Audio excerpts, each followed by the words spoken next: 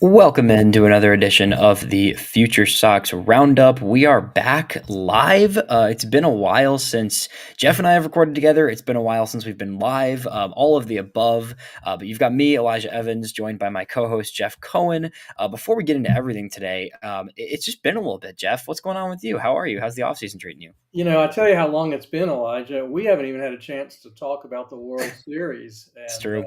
and what a spectacle that Oh was. my goodness. Yeah, what were your big takeaways? Because that whole start to finish the series was incredible. Obviously, game three being 18 innings was crazy, and then game six and seven being as dramatic as they were, and then finishing the way it finished. I mean, the whole series was just top tier, honestly.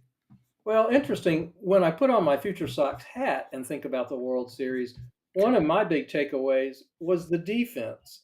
I mean, there was one great defensive play after another, and I began to think about, well, so what does that mean for Lenine Sosa and Curtis Mead and Miguel Vargas and all these guys who maybe are True.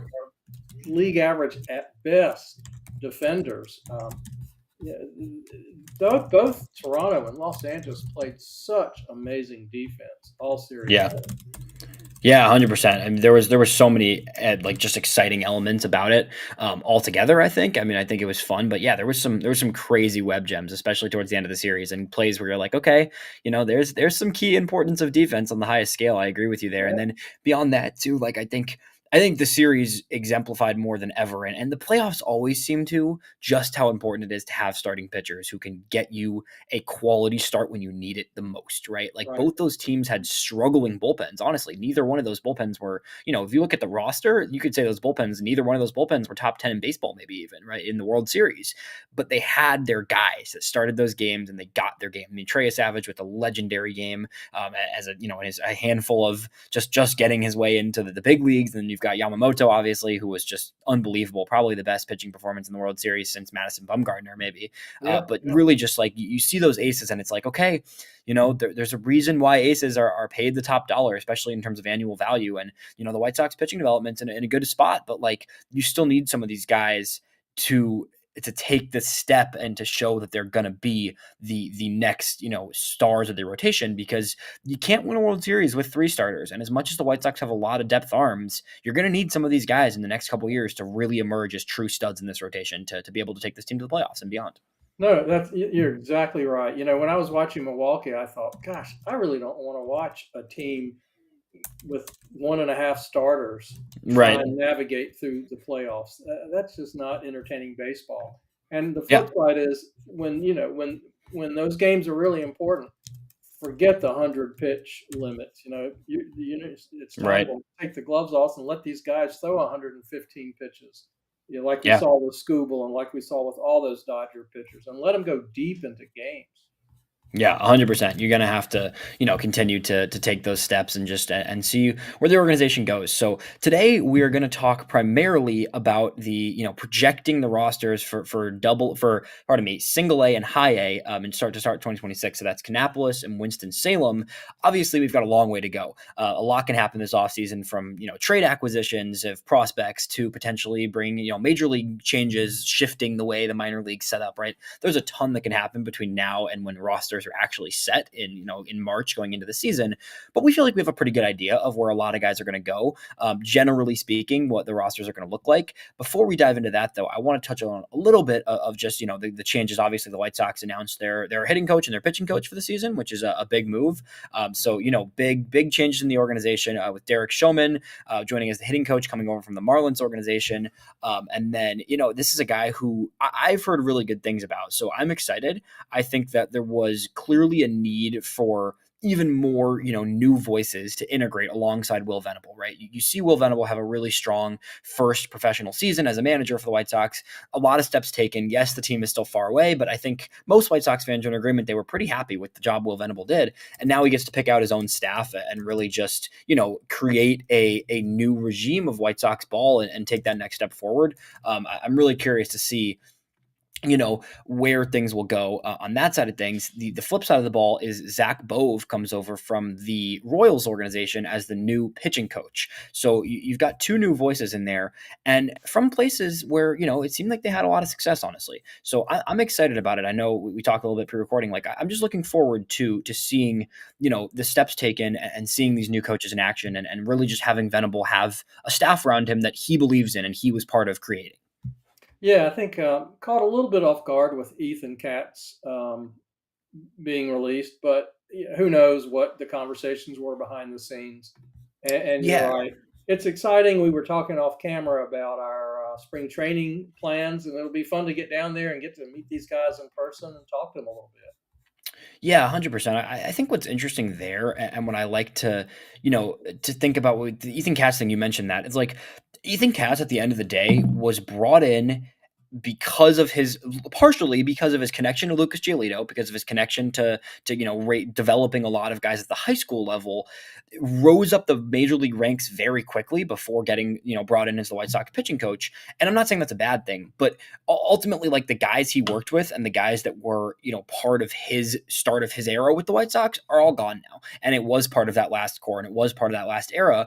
He was already, he was around for multiple managers at this point, right? So the pitching staff also took a step back, you could argue, this season, right? In terms of where you wanted to see them take a step forward. And there wasn't really a huge step forward from a lot of the young pitchers on the roster, at least at the major league level, right? So I think this is just a testament to like what we saw from, you know, what we saw from the success that Venable had this season and allowing him to just take the reins and move forward. So I'm looking forward to it. I've heard great things. I think we, are hoping to be able to talk to some of these guys here in the near future this offseason, and have heard nothing but positive reviews about the guys that were brought in so far. And I will say it speaks well for Chris Getz that he wasn't satisfied. He's continuing to look for areas to improve. Yeah, 100%. No, I'm with you there. I think that's another thing that can only be a positive sign that there was, that was taken moving forward. So, yeah, we will see kind of how that continues to play out. And obviously we'll talk more about all of that throughout the offseason with, free agency moves, all these other moves factor into how we look at the offseason. Yes, you got some coaches, feel good about those decisions made by the organization. We still need to see now what is that next step forward, moving into the offseason, what free agents are going to be added. Me and Dylan did a free agency preview last week, which you can check out, of just breaking down the whole free agent class, because yeah, the White Sox aren't going out and signing big time guys. There's still a way to improve this roster by adding a couple names to it and seeing what happens from there. So there's going to be a lot of offseason stuff to talk about here soon. I'm looking forward to just seeing how the offseason develops the White Sox, because it might not be the prettiest offseason, but I still look forward to seeing where pieces are added and how it affects the outlook of the roster. Yeah, absolutely. All right, well, let's get into our main topic for the day. Anybody else is welcome to join in, and I know I see some people mentioning the fact that Thames went to the Royals, and Jason, some of the former coaches got picked up by other organizations. I wish them nothing but the best. I think it was time for a change. Honestly, I think it was the appropriate time to make those adjustments and make those coaching changes. But wishing nothing but the best with those guys, and hope they find success with other organizations. It's definitely funny to see the White Sox and Royals doing a little coaching swappage, which is fascinating to me. But Yeah. that's just how baseball goes when these guys are interconnected. The front offices, people know each other at every level of baseball within these organizations, and sometimes that's just how it plays out, where you end up almost swapping coaches with teams at times, right? Getting into the minor leagues, I put this together in full transparency about 20 minutes ago, so I might rely on Jeffrey a little for his written analysis of these rosters. I feel like we have an idea of how these rosters are going to shake up. The interesting layer is the draft guys, right? It's really hard to predict where draft guys are going to start their professional career, because we saw like a Kyle Lodis, for example, right? Third round pick in 25 goes straight to Winston. You're not going to bump him back down to Kannapolis if you felt like he was ready to go right to Winston last year. On the flip side, not a single pitcher from the 2025 draft class even debuted this past season in the minor league levels, right? So I don't know, right? Like there could be some of these pitchers from the draft that really impressed and jumped straight to Winston, but it seems like for the most part, hard to know exactly. Oh, there goes Jeff for a second. Oh, he's back. I think we should start in Winston. What do you think, Jeff? I think Yeah, working our way down makes some sense. that's Just fine. to And just to it's roll with interesting that. you mentioned the pitching first because I tried to just get a sense as to how many starting pitchers were going to be in Kannapolis and how many in Winston, and to see if there was a full complement of starters for each. and just disregarded the bullpens altogether. Yeah, me too. It's really That's that's kind really of what I sad. did. The bullpen is hard, and there's going to be guys that fill it out. But we'll start with, you want to start lineup, or you want to start rotation or lineup here in Winston, and then we'll work our way down from there. Let's do rotation. Okay, the rotation in Winston, to me, is pretty interesting because there's some question marks. Like the biggest question mark for me off the bat, and then I just want to hear your names you put, because I put 6 names in the rotation. I actually wrote down 7, but the biggest question overall, what's the Christian Opera plan? Because I think you can make a case Christian Opera is ready for Birmingham. I think in terms of stuff and in terms of production, you can make a case Christian Opera could start the season in Birmingham. I mean, he by the end of the season, he was looking dominant in Winston the same way he was at the beginning of the season in Kannapolis, right? And he spent the majority of the season in Winston. Did you have Christian Opera in your rotation? Because I had a question mark with Opera's name, because I honestly think there's a shot he opens in Birmingham. Well, it gave me a little pause, but I thought, maybe they start, especially when guys are only going 3 or 4 innings early in the Right. season. Maybe they let him do his build up in Winston, and then and maybe as early as mid-May send him to Birmingham. But That's kind of where I went to. That's kind of where I think it could be similar to last year, just the one level above, right? He only pitched 5 games in Kannapolis last season and impressed so much that he went to Winston. I can see a situation where he does start in Winston on opening day probably, but then only makes 4 or 5 starts there probably. right, yeah. But Okay, I so mean, basically, after Upper, yeah. I've got in Winston. I'm curious where you stand on this. I pretty much have the rotation from Kannapolis moving up pretty much all together with Hmm. Umberger, Reyes, um, Sinibaldi, and Brizuela. Maybe having Cage Zeal, who they picked up in a trade with the Yankees last year, returning to Winston, and then Aldrin Batista.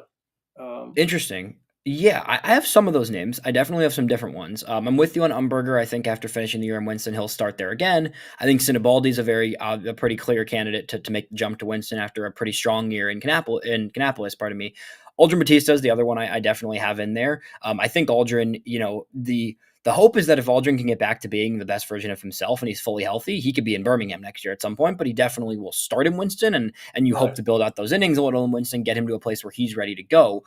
A couple names you didn't mention that I have on my list. Drew McDaniel is a guy coming back off of Tommy John. I think right. Drew McDaniel's a name that I had kind of marked as like remember that guy, because Drew McDaniel had a pretty good first professional season of split between Kannapolis and Winston in 2024. Undergoes surgery, misses all of last season. He should be already fully kind of starting to throw at this point in the offseason, meaning he would be geared up by the regular season. Obviously, an older guy, 25 years old, right? But I think given that he's older, experienced, right, you're not going to start him as low as Kannapolis, but it's also probably too aggressive coming off surgery to start him in Birmingham. So I think Drew McDaniel could end up being either a starter or maybe a piggybacker in the Winston rotation. The other one to mention is Juan Corella. I'm curious to see. I assume Corella goes to Birmingham, but coming off of an injury, coming off of surgery, right? There's always a chance that's the type of guy who makes a handful of starts to open the year in Winston, just because he's coming off surgery, and then he moves up the ranks with an Opper, with a McDaniel, right, potentially. So those are the guys I have. I had those are the extra names in addition to who you mentioned. I don't think I don't think Brizuela really has a rotation spot anymore, to be honest. When we mention all these other names, I don't think he's done enough to earn a rotation spot. I think he's probably more of a bullpen guy. Some of the other names mentioned for sure that are interesting as well. But yeah, I had Aldrin, Opper, Umberger, McDaniel, Sinibaldi, question mark on Corella. Jake Bockenstedt's another one who could be either a bullpen long relief or potentially a starter in Winston as well for me. Yeah, I figured maybe it was time for Bach to move up to Birmingham, even In if the it's bullpen, probably, into the yeah. bullpen. Yeah.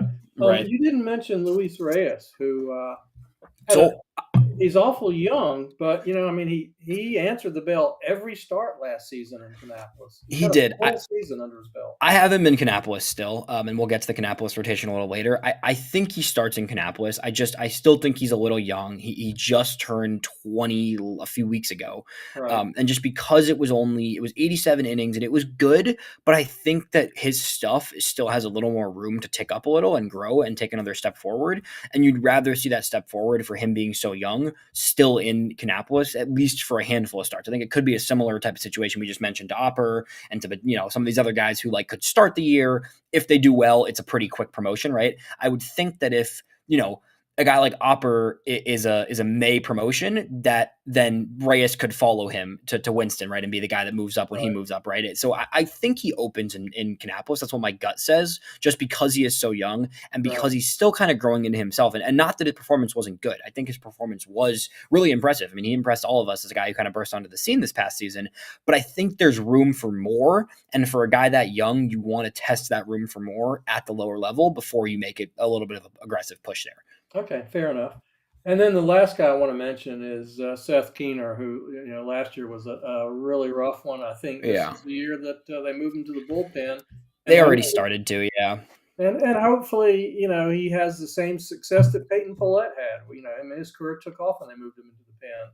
So we'll see. I Yeah, mean he's a pretty I highly drafted guy. He's highly regarded. third round pick and not a third round pick from like many years ago. He was he was a couple years ago. It wasn't like it wasn't like a huge 6 years ago at this point. It's only 2 years back, right? Yeah, it's a reliever for sure. I think somebody just asked in the chat, Gary just asked in the chat, do you think him as a starter? Like I think Keener's a reliever from now on. I have a hard time seeing him be a starter. I think he's going to shift into the bullpen, and you hope the velo ticks up a bit. He back to where it was in college. You hope the stuff plays up a little more. You just really let him fire it off, and yeah, if he has a Peyton Pillette type of rise, like awesome, right? You salvage the guy who's really struggled now for 2 years, and you turn it into something, right? It might not be that simple, right? Like it might be a little more complicated than that. It might take some time, but I would hope that he, as a reliever in Winston, probably, I think he starts in Winston again. If he can be a reliever in Winston and just be the go-to back of the bullpen guy, and you hope it develops, and you hope he turns into a trustworthy, reliever to ping out. And I do think it's in Winston though, not in Kannapolis. Yeah, yeah. Anybody, some of the names just out of the bullpen there that just I'm kind of thinking about looking through. I think Cleet Hartzog is one. I think Eric McAtee is one. I think I have Jack Young moving up to Birmingham, honestly. I know he's finished Yeah. a year at Winston, but I don't see why Jack Young needs to be in Winston anymore. He's been too good to waste his time in high A. So I think all those guys are names to mention. I think a bunch of the 2024 draft guys, the guys that aren't being viewed as starters, right? I think could be shifted into a bullpen role at the next level, though. I think a guy like Liam Paddock, for example, a guy like Mason Moore potentially. Those are a couple guys who I think could shift into a bullpen role, but at the next level. Even a Pierce George could start in Kannapolis, but I think there's a chance a Pierce George could start in Winston just because the stuff is so good. Even though he had struggles with command still, there's a number of those 2024 draft guys who I think will end up in the bullpen in Winston. Yeah, because we've got a wave of young pitchers coming from Arizona from the 2025 Exactly. draft, and Exactly. So I that's think a lot of those really 24, yeah, that'll the fill up 24 the guys. bullpen. I Yeah, mean, absolutely. I think the bigger question there is like which of the 2024 guys are still projected as starters? Because I don't think there's many. I think Sinibaldi's one. I think Mason Moore could be one. I really like Mason Moore's profile, and I Right. liked it coming out of the draft, and he barely threw last year. So I still think Mason Moore could be a starter, but given the injuries, given his age, it might just be a reliever at this point. So, like, other than Sinibaldi, and obviously Hagen Smith, like I'm not sure. Well, there's one more guy that we'll mention in Kannapolis who I'll get to from the one of the early picks in 2024 draft Right. that I'll get to later. But of all those college arms, I really only see Sinibaldi as the clear starter still of that whole group. Maybe Nick Pinto, but like I'm not sure Nick Pinto has a rotation spot. It really is just Sinibaldi for me, who's like clearly still a starter, honestly. Yeah. Well, you mentioned Moore and Pinto, both who missed most, if not all, of last year with injury. Right. And, where do they slot them in? I Just just figure it's they both tough. went to Kannapolis in some capacity. It's just tough when you have these college guys, especially a senior, and Nick Pinto is a graduate signing. Nick Pinto is going to be, he's already 25. So Nick Pinto being a 2024 draft pick and already being 25 years old, like it kind of has to be a bullpen role at that point, right? Like you're not really getting much out of trying to make him a starter. And even Mason Moore, he got a little more room to work with. He just turned 24, but like still like it's still not a lot of leeway there. Those are probably guys who end up being bullpen guys, whether it's in Winston or Kannapolis to open the year. Well, you're right. Yeah, The age thing with these pitchers, it's a really tricky thing. We talked about Matthias Lacombe and, his age and the number of innings. We've talked off camera a lot about how he, may get moved into the bullpen just to fast track him to the big leagues. And yeah, it gets tricky when you've got these older guys. Yeah, 100%. It's a tough one to factor in with some of these older pitchers, and it becomes the issue again with this next draft class because there's a bunch of guys. The one guy I want to mention in Winston that I do think there's a chance jump straight to Winston. Most of the guys from 2025 we're going to talk about when we get into Kannapolis. The last name I'll mention on the pitching side, because we're only just on the pitching side, we haven't even got to the hitting side of Winston yet.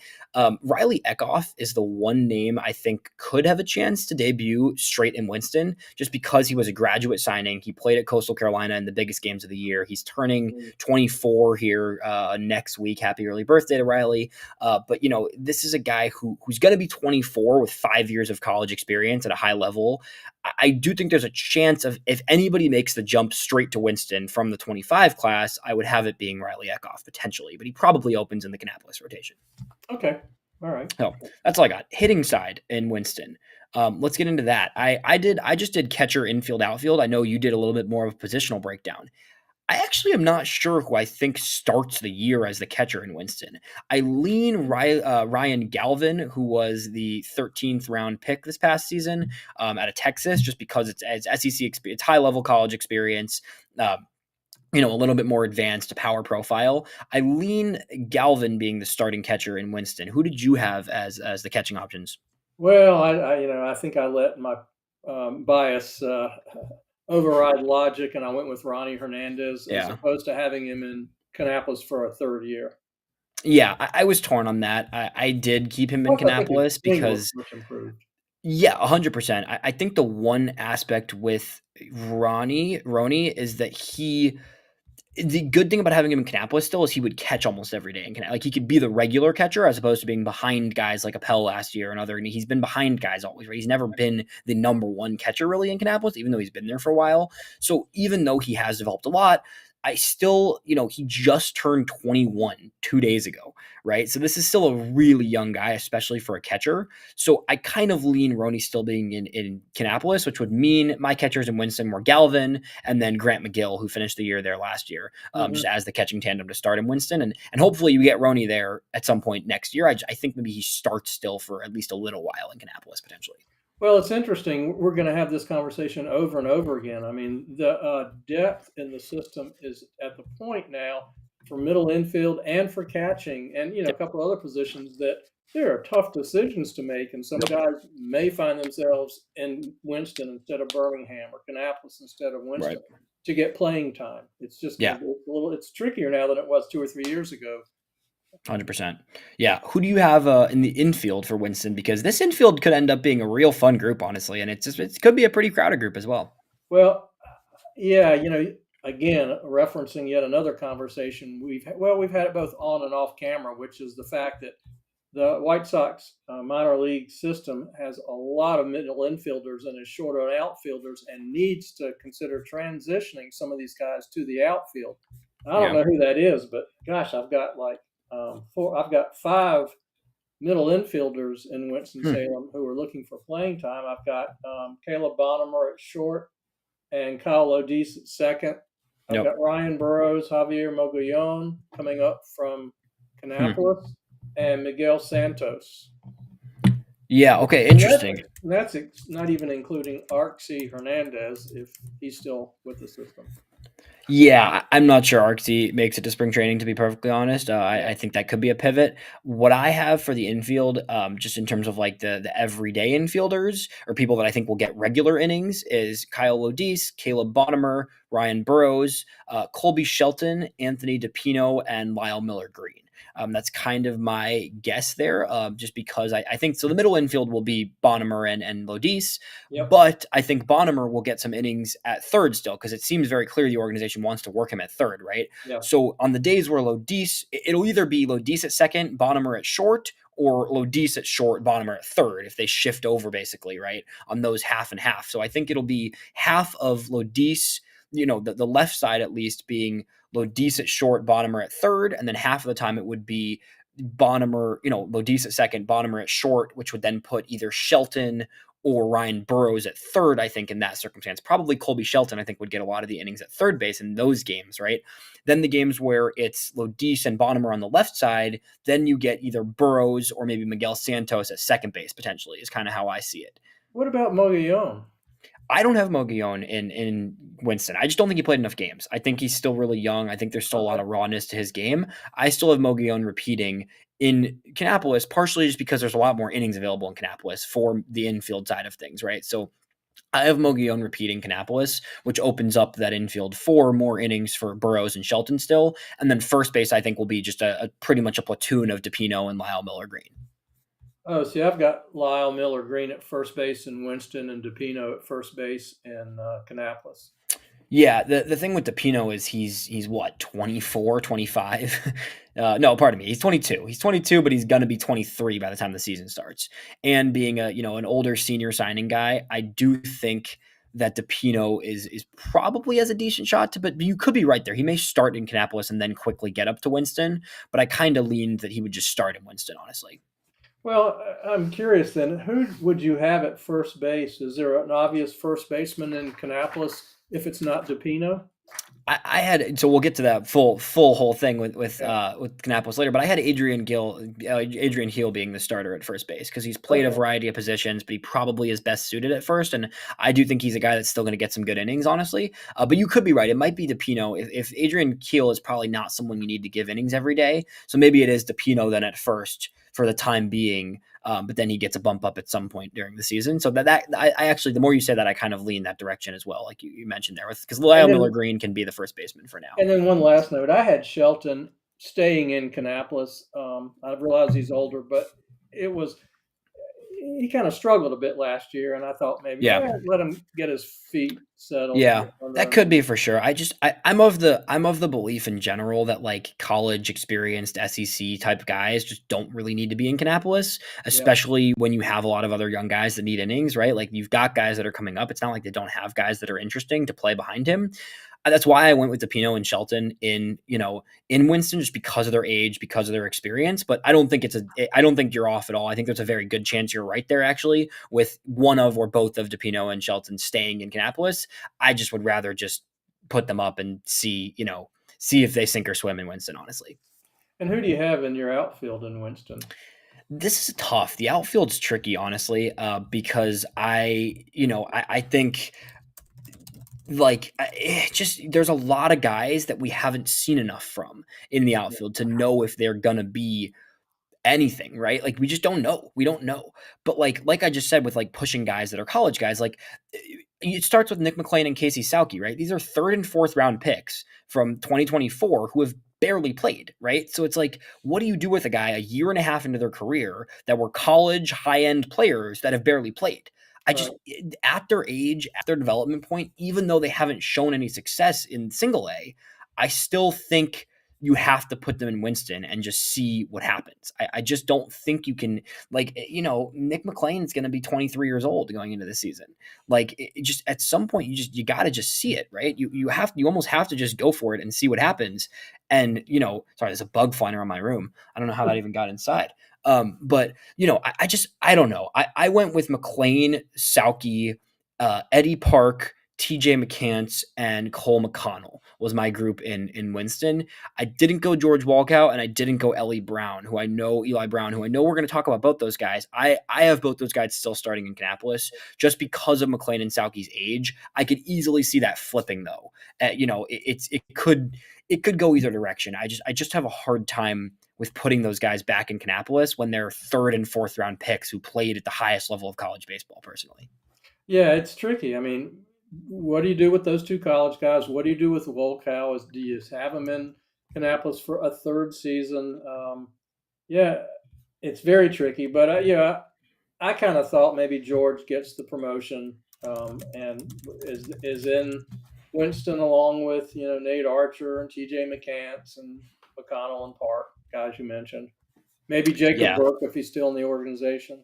Yeah, he has to either be in Birmingham or not in the organization, to be honest. So at this point, right where he's at in his career, so it's a tough one because you can make a case for pushing George. You could make a case for Eli Brown having a great end of his, first start of his professional career and pushing him to Winston. I just think you have to push the older guys a little bit and say, hey, if they're fully healthy at least, like, let's see it in Winston or we're not going to see it. Like, that's really what it comes down to for me. I just feel like I need to see what those guys look like at this level to really judge what their future can be. And maybe it is a month in Kannapolis, right? Like maybe it's the first month of the season for both McLean and Sauke in Kannapolis, and then they move up to Winston. In which case, yeah, you get McCants, you get McConnell, you get Eddie Park, maybe you get Eli Brown to start the season in Winston, and that's fine. Like all those guys can get some innings, and they're fun guys to keep an eye on. I don't. I have a hard time with the idea of those guys who are 23, 24-year-old, third, fourth round picks being in Kannapolis still, honestly. Yeah, yeah. I don't know. What do you think about the lineup overall? I don't know if Caleb can carry this lineup. Yeah, It looks like there's a it's lot it's of not the most exciting lineup no. overall. It's a lot of Well, organizational college draft picks and guys who you want to take a step forward, but there's not a lot of guys you're pinpointing as like someone you really think there's a big upside for. I think Lodis and Caleb Bonham is a very fun infield duo, right? I think that's the infield duo you'd be focused on in this lineup. But I do think ultimately like Opper, Batista, etc., is part of the intrigue of this roster more than the lineup overall. It's going to be a lot of older college guys in this lineup, which for the high level like should produce, but there are also a lot of guys we haven't really seen produce to this point. yeah, I'm afraid so. Yeah, I think once again the team that's going to be most exciting of the three that are available to me is going to be up the road in Kannapolis with all our high school first, second, and fourth round draft picks. Yeah, with that said, I think you're going to have a ridiculously good rotation to start the year in Charlotte. So they're, give and take, right? You're going to have some serious pitchers in Charlotte because there's a very good chance we open with a Noah Schultz, Hagen Smith, Tanner McDougal rotation, which, and then Mason Adams and Drew Thorpe coming back on rehab. Yeah. So like the rotation in Charlotte could actually be extremely fun early in the season. But I do agree of the two we're talking today, there's probably going to be a little more intrigue for sure with Kannapolis. Let's start on the offensive side because we kind of just led into it there by talking about Winston. The biggest question is for me is George Walkow and a couple of these other young guys, George Walkow, Javier Mogollon, who we just mentioned. Like, I don't know. I really don't know. I think it's hard to gauge. I think with Walkow, like you don't really want that guy having 3 years in single A. I think it's a tough thing for his ego and his energy, right, to spend a third season in Kannapolis. But I don't know if it's necessarily good for him either to be pushed to Winston and be in a lineup that's kind of weak overall and to struggle there in a place where he's one of the guys that gets keyed in on. So what do you have? Just we'll start whatever position you want in terms of the lineup here in Kannapolis. All right, I'll get into that in a second. Just with regard to Walkow, it's kind of a similar situation to Sammy Zavala in a way, in that he looked like he had no business being in high A in 2024. Right. And it took him a year and a half to find his swing, and then all of a sudden he began to look really legit. And so maybe that's what we need to expect with George, is that it might not be pretty early in Winston, but that's where he needs to be. It's interesting neither of us mentioned either Sammy Zavala or Joel Perez because honestly, I think those guys both really earned a spot in Birmingham. And as young as they both are, we didn't even mention them in the Winston conversation because I do think both Perez and Zavala open as starters in Birmingham, which is exciting. And it's going to make that team really fun to watch. Once again, for a third year in a row, Birmingham is probably the best team in the organization, honestly. Yeah, I just when I began doing these position assignments, I just assumed Perez, Zavala, Jackson Appel, and Wes Kath are no longer in Winston. But yeah, I agree. One last note on George there. Carey mentions that George really finished the year strong, and he absolutely did. This is not me doubting George at all, and I think he made a lot of tangible improvements last season that you can look at and say, okay, this is a guy with a ton of upside and a lot of risk who's really starting to find himself as a player, starting to develop that plate approach, trying to take those next steps. I still see it in similar, a different side of things, obviously, but I see it in the similar vein to an Opper, right, where he can start the year in Kannapolis, George that is, right? And assuming he does well, like George won't be in Kannapolis very long. You're not keeping him in Kannapolis for the entire season by any means. I just think, it's still probably a month in Kannapolis or two before you put him up to Winston. Yeah. Yeah. I mean, Very easily, very easily. Yeah, But yeah, like you said, a lot of parts. Who knows about Mogollon, right. McLean, Salke, and George? Yeah, But we do have a much better idea about the rest of the lineup. yeah. And just a question of when Billy Carlson and Jaden Falsky and Landon Hodge are sent to Kannapolis. Is it to start the season, or is it maybe in May? Yeah, so so we'll start on the side of just of catching, right? I had Rony Hernandez. I know you had Rony up in Winston, so I had Rony Hernandez and Steven Flores. I don't think Landon Hodge starts the year, that direction. I think Landon Hodge of the three high schoolers is still definitely the furthest away. He was a little bit of a late bloomer in the draft process. He was definitely behind half a step in terms of like he didn't have the pedigree either, Fauski or Carlson had coming into the draft cycle. From what I've heard from people I talk to in the draft world that keep up with that stuff really well, Hodge is a very exciting piece, but he definitely is a more of a project in comparison to the other two. So I have the catching situation being Rony Hernandez and Steven Flores to open the year. Yeah, yeah, I can easily see that. I just threw Galvin and McGill there because they were there last year and Gotcha. didn't look like they were ready for high A. You could flip Galvin and Rony, like I mentioned earlier. Maybe Rony does get that push. I just lean towards letting Rony be the primary catcher for the first time actually in Kannapolis, because I Yep. think with Rony, like the offensive profile has developed a lot, but like you still really need him to be a catcher for that profile to be valuable because the power is a little bit limited. He's still finding loft a little bit, right? So I think for Rony to be able to for his profile to be able to play up and actually become a prospect we're keeping an eye on more carefully, he's going to have to catch, and to catch at a better level, he needs those reps every day in Kannapolis. Honestly, that's why I had him staying in Kannapolis. All right. When do you see Carlson and Fauski? I think they open the year. Honestly, I really do. I think Billy Carlson. I think the White Sox organization has shown that they're not as afraid as previous years to push guys and to make the moves and to kind of take those risks. And I think both Billy Carlson and Jaden Fauski open the year in Kannapolis like Caleb Bonnemer did last year. I think they come out in spring training and they look strong. And I just talked to Carlson last week. If you haven't checked that out, check out the call up. Arm and I had Billy Carlson on, which was super fun. So we were able to break down some of his talk about his swing with him and just break down various things about his method and what he's going through. And I think these guys are working their butts off, and I really think that Carlson and Fauski are going to have a real shot to open the year with the team this year in Kannapolis, and I have them both on the roster. I have not. Thanks for the heads up. I have not listened Yeah, to go that check it out. It podcast. was good. Where is he spending his off season? What's he working on? He's back home in California for now, and then he was in Arizona for a while. Now he's back home in California, and he's heading out. He said he's going to head out to Arizona pretty early, and in the before most people do for spring training because he's just excited to get after it. I think Carlson's just working on the swing. I think that the biggest thing for him is going to be swing adjustments. His swing is still a little bit long; it can get a little grooved. I think for him, he has a little variability in the consistency of getting to his best swing. He said it to us. He explained it to us as like he needs to get to his A swing more often because he knows when he gets to the A swing and how good it feels and how good he can be as a hitter, but he still hasn't quite got there. He also talked about just like the fact that he has not faced the velocity, right? Like he in Bridge League in the summer, he told us a really funny story about how Michael King was on a rehab assignment for the Padres when they were playing like these scrimmage games in the Bridge League in Arizona at the complex, and he was like, I just looked, those pitches were like I hadn't seen anything like that in my entire life, even being a top high school baseball player. He was like, it was a wake up call where I was like, okay, this is a guy that like this is what I'm going to face one day. Like, I got to get good at this. He mentioned especially fastball variations, right? Not only are you seeing higher velocity fastballs, but you're seeing a lot more cutter sinker fastballs than he's ever seen before in his high school time. So I think for him, it's just adjusting and getting used to that pitching.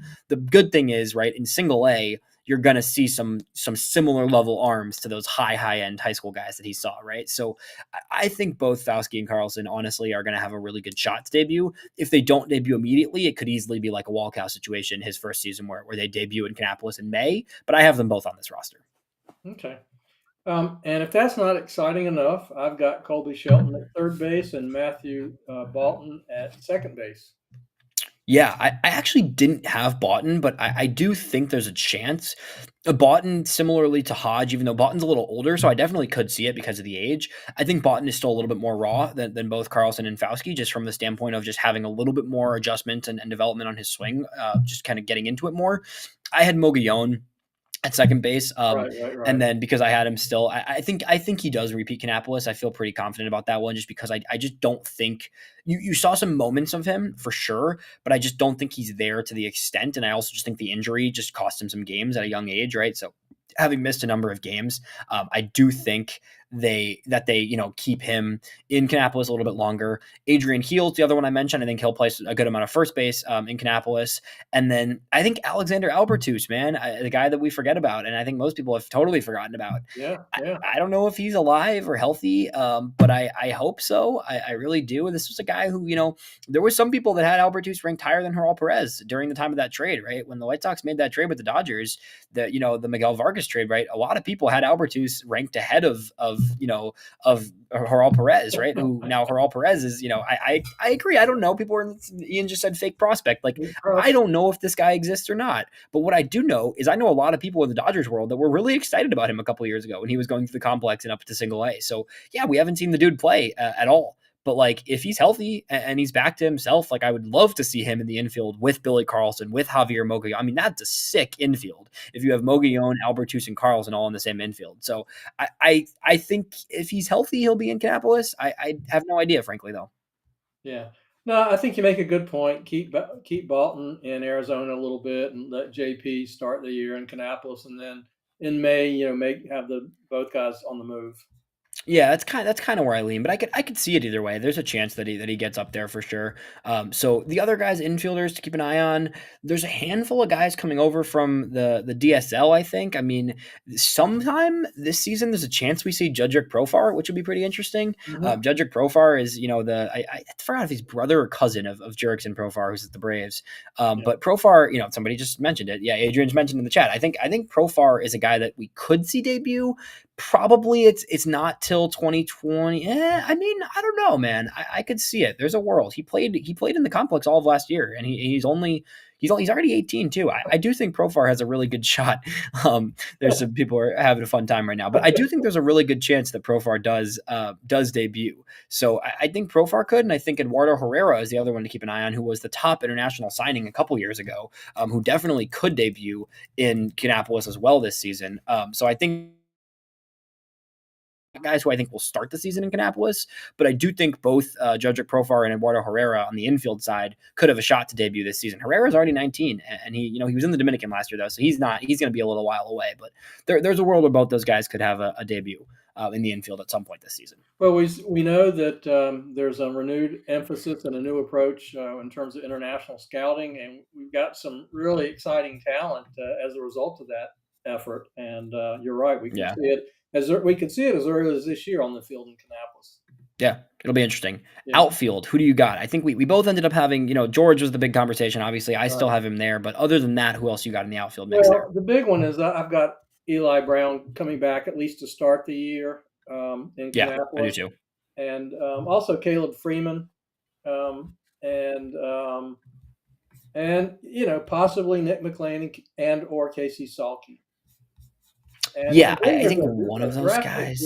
Derek Serta, who I don't know anything about, but he's an outfielder. Yeah, there could be some draft guys. I wouldn't be shocked to see some of those guys. I'm curious to see. I definitely think Eli Brown and George Walkow are the two like everyday starters there. I think the third spot will be a lot of mixing and matching probably. I had written down Nathan Archer still, but honestly, Nathan Archer really doesn't have much to prove left in Kannapolis. I'm not Yeah. sure there's anything left for him to do there. Caleb Freeman, I think, is the other one that I had written down as well. But then Jaden Fauske, right? Like if Jaden Fauske opens the year, like that's your guy, right? So I mean, Fauski's not catching. It's pretty clear to me, and even from talking to him, like he's not a catcher, he's an outfielder. So, I mean, sign me up for George Walkow, Jaden Fauske, and Eli Brown in the outfield. That sounds awesome, honestly. That sounds Yeah. like a blast, right? George can be in right, Eli and Fauske can switch off in left and center because Fauske has played some center.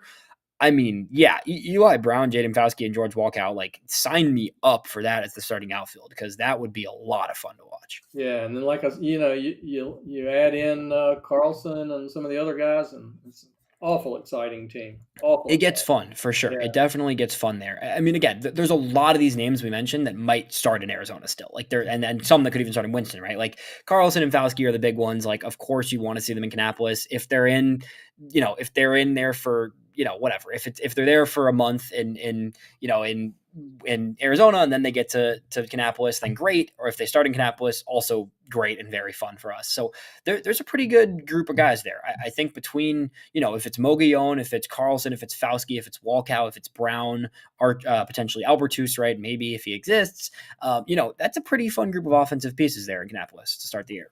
Do you know, or does anyone in the chat know the ages of Herrera and Herrera is the other this two? is totally off the top of my head. Herrera's 19, just turned 19 this season. Profar is 18, I believe. A couple of the other complex international guys are also 18 as well. So very young still, of course, Still obviously. really young. Okay, Yeah, super young, super young. It might be later in the season, but I do think we're going to get at least a handful of those international guys later in the season in Kannapolis, which will be fun to check out. And yeah, you mentioned Derek Serta, who I don't know a ton about, but I heard pretty good reviews about him in the draft. And is he's only 22. He'll be 23 going into the season, so I would think that Serta probably does start in Kannapolis, given he's already going to be 23 heading into the year. Right. And what do you have for a rotation? This is just like throwing darts at a board and hoping you hit, honestly. Like I predicting a single A rotation is like anybody's guess. The ones I feel confident about, somewhat, I shouldn't say actually confident. The ones I feel somewhat confident about are Gabe Davis, Matthias Lacombe, and Luis Reyes. Those are the three that I think are the initial ones. Blake Larson is the other one that I think is the really fun one to consider. Blake Larson, so it's focusing. Let's take Larson for a sec as the guy to talk about off the top here. We saw Blake Larson and we talked to him in Arizona. We were there in March and he was already, what I remember him saying was a month and a half from surgery, right? He already had the brace on, he had the movable brace, right? So his arm was already fully gone through surgery. He was already starting to do range of motion stuff, right? It was a month in. So my guess and what I remember hearing is that he had Tommy John somewhere in the January, February range, right? January, maybe even early February, but probably even late January, I think was when he had TJ. So might not be back to open the year, but you have to figure Larson will be in Kannapolis somewhat early in the year. I just think he probably spends the first month or so in Arizona, then gets to Kannapolis, just because he's coming off surgery, just because he is super high upside.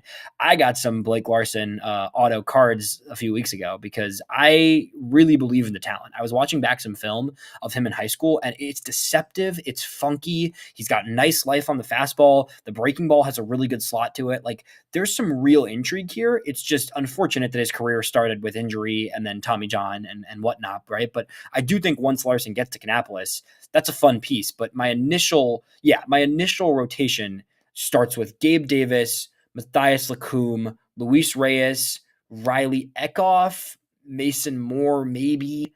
I also mentioned Max Banks, who was another, recent draft pick as well. That's kind of where I'm at with it. Who did you have on your list of starters? I don't know. I'm not as familiar with the 2025 draftee pitchers as you are. So I listed them all. I didn't know which ones were going to be in the pen, which ones were going to be in the rotation. But, I threw in Gabe Davis, Blake Larson, Nick Pinto, Mason Moore, Matthias Lacombe as my initial guess. Yeah, it's again, this is dartboard, honestly. Like, trying to guess a single A rotation is who knows. But like, I do think the ones I feel confident about are Gabe Davis for sure. Of the draft picks for your reference, like, he's the one that I've been told very clearly is going to be developed as a starter. I think a lot of them are question marks. I think Eckhoff is the other one who, considering he's a grad student, an older guy, he's the starter profile. He's very command over stuff. So I think Eckhoff in the bullpen doesn't really make sense. So I think Davis and Eckhoff are the clear starters for me. Beyond that, I've heard some pretty good things about Blaine Wink as well. I think Max Banks as well are the two others that could be looked at as starters potentially in that rotation. But I do think Gabe Davis, Lacombe, Luis Reyes, I still had in Kannapolis. You had him going to Winston, but I still have him starting in Kannapolis at least. I think those three, Riley Eckhoff, assuming he doesn't jump straight to Winston, those are the guys I feel most sure about. I would like to see Mason Moore stick as a starter there, just for a little. I know we talked about him earlier, but like, I do think Mason Moore, of those 2024, college, later, older guys, is the most capable of becoming a starter potentially. So I wouldn't mind seeing that. And then Max Banks, who just got asked to the thing, is the other possible guy from this recent draft class who I think it seems like could be a starter. little bit of an older guy, but could potentially, be the guy that fits in there. So it's going to be just a mixture of 24 and 25 draft guys, in addition to potentially Lacombe and Reyes as the two non 24, 25 draft guys, I think. Yeah. And if we saw Larson and he wasn't wearing that big robotic arm in spring training, then He that was in robotic arm still, so he was. I remember he was in robotic arm, but it wasn't like he had just had surgery. We saw him at the beginning of March, and he'd already had surgery a number of weeks ago. So like timeline, it all varies, right? With these young guys, they're going to be extra careful. Like I said, like Larson, of every guy we just mentioned, Larson probably has the highest update, or the highest upside. Pardon me. Of this group that we mentioned, right? So considering Larson is one of the young projectable arms in the system, you're going to be cautious with him. There's oh no sure. reason to rush him back at all. So I do think it's most likely that he makes at least a month of starts in Arizona before getting to Kannapolis. But once he gets to Kannapolis, that's the guy. In addition to Lacombe, in addition to Gabe Davis, like there's a number of these guys who you're hoping can really develop this season. And Lacombe, let's just Oh man, why don't we finish up with him? What do yeah. you see happening there? I don't know. I really don't. I still It's tricky because I think you look at the talent, you look at the arm talent, and you say this is a guy who you could see becoming a legit starting pitcher. And, we saw it when he got to Kannapolis. You were there to see it when he got to Kannapolis last year. Like, you see some real stuff with this guy. Oh 23 yeah. years old. He's still kind of finding himself as a pitcher, right? He's still figuring out who he is as a pitcher. When I talked to Matt Zaleski, I mentioned him as a name, and he was like, yeah, this is a guy who he still is learning how to pitch really ultimately, right? But like this season between Arizona and Kannapolis, like he showed a lot of upside of what he can do on the mound. With that said, 23 years old going into the season with a total of 53 professional innings under his belt this year. So part of me, I think he still starts as a starter and throwing 3, 4 innings a game. Part of me thinks you try to fast track it as a reliever because I do think his stuff would play up really well out of the bullpen. And given his age, you could get him to the big leagues by 2027 as a reliever, as opposed to trying to take 3 years to build out his innings as a starter. Yeah, and I think if you go that route, I mean, he'll end the year in Birmingham. I mean, it could be that fast. It really could be. That's what's interesting with him, and that's what's fascinating about Lacombe is he probably does start as a starter, but I could see a quick pivot to like, hey, we can't build up the innings the way that we would like to. So let's reliever fast track it. We'll send him to Winston to start being a reliever in Winston. If he does well in Winston, he can finish the year in the bullpen in Birmingham. And then, we could easily see a 2027 debut from Lacombe as a reliever. As a starter, he'd probably spend the majority of the year, if not the whole year, in Kannapolis, which also would be really fun. I mean, there's a trade-off, right? Like, you got to consider that with pitchers, and that's tough. And that's what's tough about these recent draft picks too. Is like these are older guys that are coming out of the draft right now. The White Sox have only drafted, they only drafted one high school arm 2 years ago and 0 high school arms this past draft, right? Like you went with the young guys they took in the draft were hitters, right? So when you draft nothing but college pitchers, you got to make a pretty quick and early decision if you're going to try to stretch them out as Yeah, starters or if you're going to just go the reliever route and get these guys moving as quick as you possibly can in the development track. yeah. It comes with its own set of risks and pressures for sure. Exactly. Bullpen guys in Kannapolis to wrap up here. Just a lot of those guys we mentioned that could be starters. The ones that aren't starters will be relievers. It'll be a mixture of these guys from this past draft class, the last 2 draft classes, right? You got guys like Blake Shepardson, guys like Liam Paddock potentially, Mason Jeffrey. There's a variety of different names who you could fit in there. And then this recent draft class, it definitely seems like Daniel Wright will be a reliever for sure. It sounds to me like Nick Wayrich will be a reliever. Andrew Setlinger will be a reliever. Landon Payne will be a reliever. So a number of guys from 2025 who will probably be immediately relievers in Kannapolis. Yeah, yeah, All right, Jeff, that's all I got. yeah. Appreciate everybody who's been active in the chat. It's been super fun. This is, we could be totally wrong about a lot of these things, but we hope it gives a little bit of perspective of who you'll see on each roster this season. We're looking forward to keeping up with it. Obviously, we'll do another version of this with Birmingham and Charlotte potentially as well, and then we'll just kind of see how things shake out as we head towards the season. And maybe we'll check in April and see how accurate we were if we look back at this episode, because I think we got a pretty good amount of them. We'll see. No, and for the ones that are kind of on the fence, you know, I don't think the White Sox know yet. We'll Right. see what happens in spring training. Exactly. But a lot of good feedback in the chat tonight. A Yeah. lot of folks in there know their Kannapolis Cannonballers and draft picks and whatnot. So we appreciate all that feedback. Yeah, thank you guys for turning in. It was fun to be live. It's been a while, and now that the playoffs, I couldn't do it during the playoffs because I was covering all these games, so I didn't even have a chance to go live ever at night during the playoffs. But now that there's no baseball for a few months, we can do more of these live shows and get some more interaction going. So yeah, appreciate everyone for tuning in, and we will talk to you next week on the